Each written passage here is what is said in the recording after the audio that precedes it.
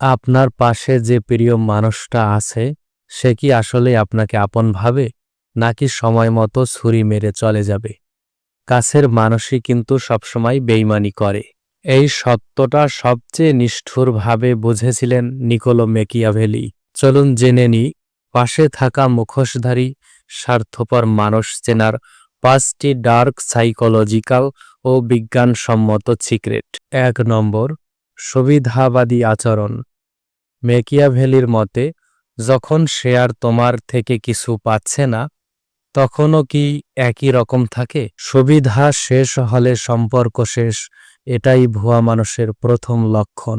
২ নম্বর, সুযোগের সদ্ব্যবহার।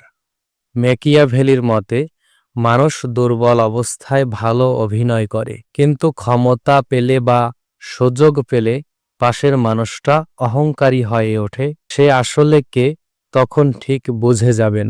৩ নম্বর, গোপন কথা বলে দেয়। মেকিয়াভেলির মতে, একটা ছোট গুরুত্বহীন গোপন কথা পাশের মানুষটিকে বলুন।